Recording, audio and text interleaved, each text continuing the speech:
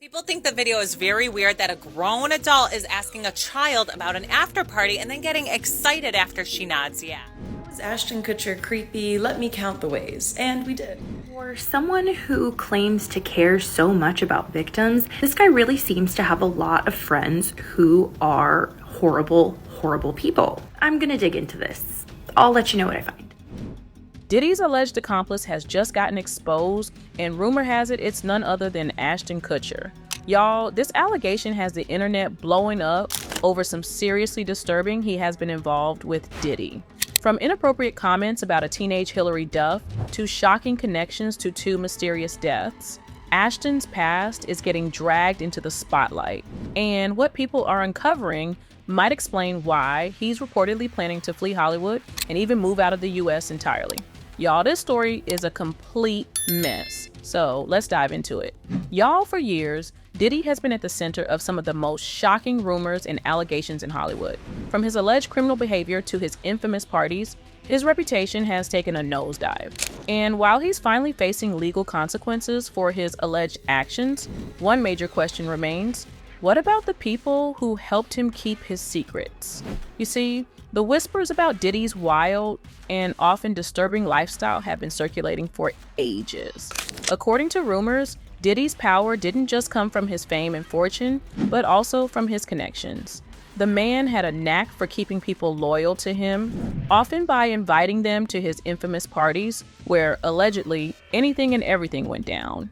These weren't just your average celebrity get-togethers. These were exclusive, no camera allowed events where secrets were made, kept, and probably used as leverage. Now, here's the thing, even though Diddy's empire seems to be crumbling, he's currently the only one facing serious repercussions. None of his high-profile Hollywood buddies have been dragged down with him, and fans are starting to wonder why. The idea that Diddy's A-list friends could walk away unscathed while he shoulders all the blame has sparked a wave of speculation. One name that keeps coming up in these conversations: Ashton Kutcher. For years, Ashton Kutcher and Diddy seemed to be inseparable. The two were spotted at countless events together, with Ashton regularly attending Diddy's infamous parties. Whether it was glitzy Hollywood galas or private gatherings, Ashton's presence in Diddy's orbit was undeniable. And let's be real, these weren't your typical networking events. According to those in the know, Diddy's parties were the kind of place where you either had to be very trusted or very complicit. But here's where things get interesting. Ever since Diddy's legal troubles began to snowball, Ashton has gone radio silent. The man who used to be front and center at Diddy's events has seemingly vanished from the narrative. Some fans are asking, did Ashton distance himself to protect his own reputation? Or is there something more sinister he's trying to hide? You see, the two friends first met when Ashton was the host of Punk'd. One day, Ashton had the brilliant idea of doing a prank on Diddy. However, out of nowhere, Ashton received a call from Diddy telling Ashton that it wouldn't be a good idea to prank him. Now, this was far from a friendly courtesy call. Rather, according to Ashton, Diddy was basically told him it would be in his best interest to revisit any plans to punk Diddy or else. Y'all, that interaction kick-started years of friendship between the two. Ashton and Diddy became inseparable from the red carpet to talk shows. Those two were everywhere together. And not long after that, Ashton started becoming a regular at Diddy's white parties. Now, Ashton used to brag about how legendary Diddy's parties were and how they were a must-attend event. The Mirror reported a conversation Ashton once had praising Diddy and his parties. If you're a single man, there's probably no greater human being in the world to hang out with. This is 20 years ago, 19 years ago. We were having a lot of fun together. Now, given all the allegations coming out against Diddy, people have been looking more into Ashton Kutcher, and only red flags are the only things people are finding. The biggest red flag of them all is a clip making rounds from the 2003 MTV Movie Awards that are raising serious questions about Diddy and Ashton's behavior and his interactions with Daveigh Chase, a then 13-year-old actress whose rising career put her on a collision course with two of Hollywood's most notorious figures. Before we get into that night at the MTV Movie Awards, let's talk about Daveigh Chase and why she was even backstage. backstage that day. At the time, Dave was one of Hollywood's brightest young stars with a career trajectory that was nothing short of incredible. From a young age, Dave showed a talent for performing that set her apart from her peers. She wasn't just another child actor. This girl had range. She appeared in commercials, lent her voice to animated projects, and was already diving into roles that showcased her ability to take on complex characters. Y'all, her breakout moment came in the indie cult classic Donnie Darko, where she proved she could hold her own in a film filled with seasoned actors. But it was her role as Samara Morgan in 2002's The Ring that truly put her on the map. The Ring wasn't just any horror movie, it was a cultural phenomenon. And at the center of it all was Dave Chase, who played the chilling, ghostly figure of Samara Morgan. Her performance was haunting, unforgettable, and downright iconic. Despite being just a child, Dave brought an intensity to the role that sent shivers down the spines of viewers everywhere. Her portrayal of Samara wasn't just a pivotal part of the movie's success, it redefined what a young actor could bring to the horror genre. Critics praised her for conveying such eerie menace and emotion at such a young age, and fans couldn't get enough of her. The role earned her the Best Villain Award at the 2003 MTV Movie Awards, a massive honor for any actor, let alone one so young. And this is where her path crossed with Diddy and Ashton, leading to a moment that now, in hindsight, feels deeply unsettling.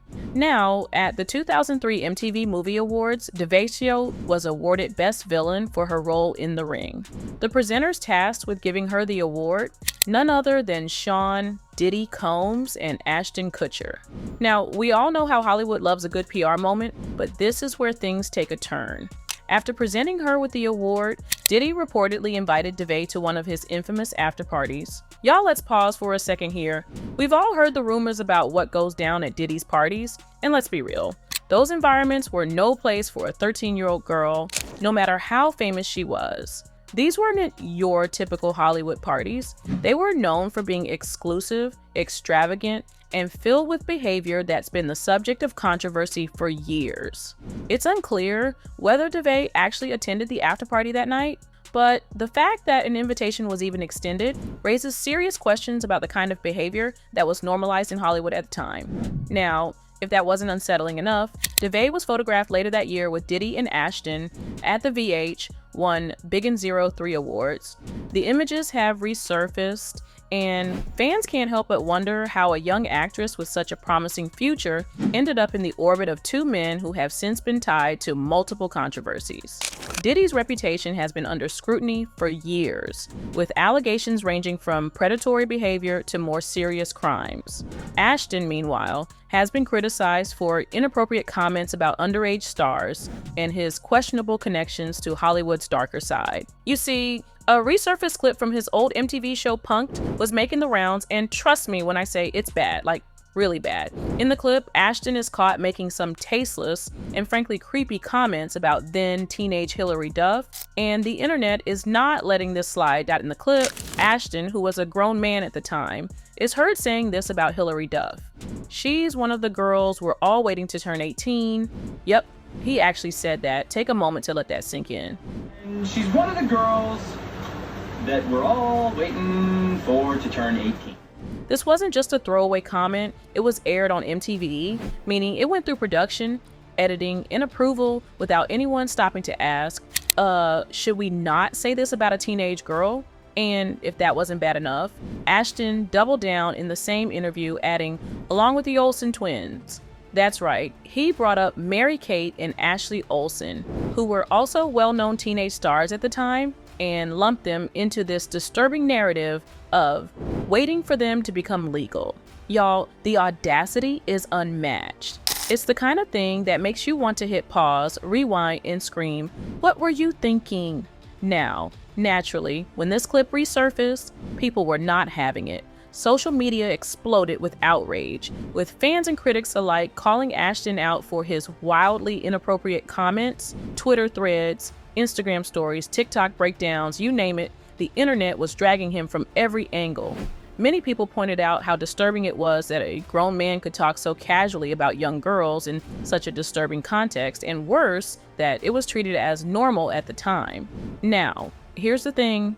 This isn't the first time Ashton has been linked to controversial or creepy behavior. While he's built a reputation as a philanthropist and anti-trafficking advocate through his organization Thorn, these resurfaced comments have people questioning whether his public image is as squeaky clean as it seems. It also ties into the broader narrative of how Hollywood has historically treated teenage stars, especially young women.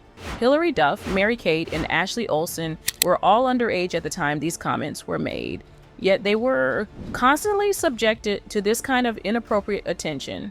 The fact that Ashton felt comfortable enough to say these things publicly, and that no one at the time seemed to find it problematic, shows just how normalized this behavior was, and in some cases, still is in the entertainment industry.